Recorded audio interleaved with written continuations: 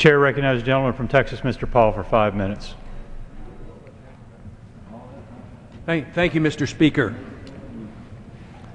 Mr. Speaker, I rise today to introduce a very simple piece of legislation to repeal the infamous Section 1021 of the National Defense Authorization Act, quietly signed into law by the President on New Year's Day. What a way to usher in the new year. Section 1021 essentially codifies into law the very dubious claim of presidential authority under 2001 authorization for the use of military force to indefinitely detain American citizens without access to legal representation or due process of law.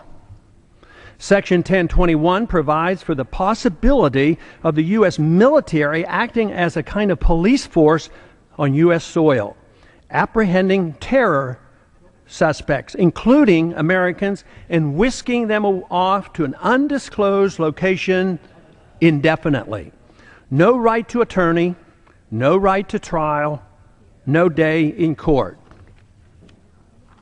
This is precisely the kind of egregious distortion of justice that Americans have always ridiculed in so many dictatorships overseas. A great man named Solzhenitsyn became the hero of so many of us when he exposed the Soviet Union's extensive Gulag system.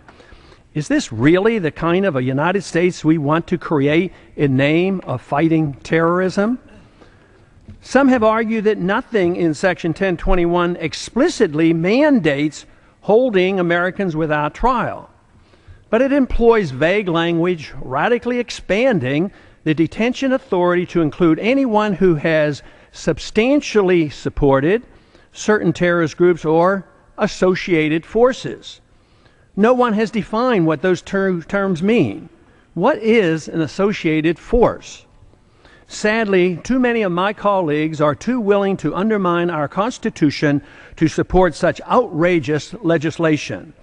One senator even said about American citizens being picked up under this section of the NDAA, quote, "When they say, 'I want a lawyer,' you tell them, 'Shut up.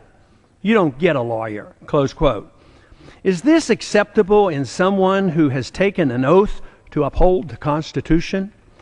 Mr. Speaker, of course, I recognize how critical it is that we identify and apprehend those who are suspected of plotting attacks against Americans.